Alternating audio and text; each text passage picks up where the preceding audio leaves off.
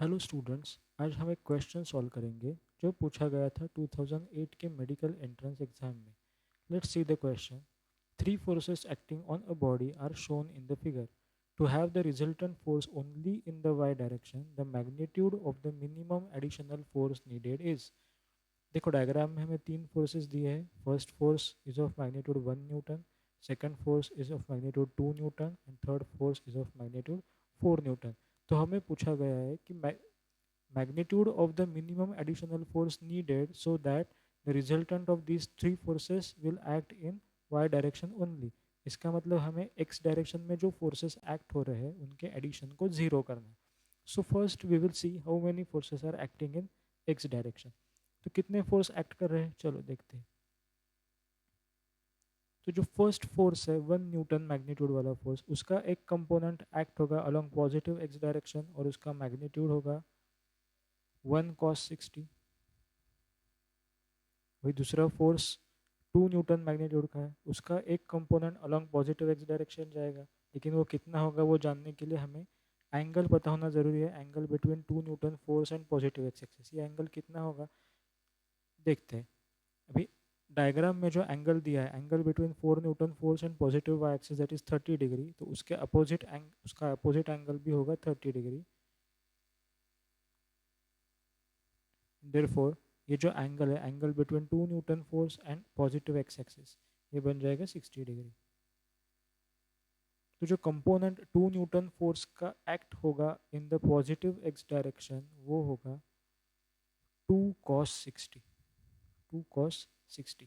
Similarly along negative X axis there will be component of 4 newton force, और वो कितना होगा, उसके लिए हमें 4 न्यूटन फोर्स का एंगल निकालना पड़ेगा माइनस एक्स एक्सिस के साथ, निगेटिव एक्स एक्सिस के साथ। तो पॉजिटिव वाई एक्सिस के साथ एंगल अगर उसका 30 डिग्री है 4 न्यूटन फोर्स का, तो निगेटिव एक्स एक्सिस के साथ कितना होगा, ये एंगल होगा 60 degree. And therefore component of 4 newton force along negative X direction that will be -4 cos 60। -4 cos 60। Therefore अभी हमें फाइंड आउट करना पड़ेगा। Here we can write therefore total force in X direction, in X direction वो कितना होगा। Total force in X direction is 1 cos 60 plus 2 cos 60 -4 cos 60। cos 60 कितना होता है, cos 60 होता है हाफ, तो ये हो जाएगा 1 × ½ प्लस 2 × ½ -4 × ½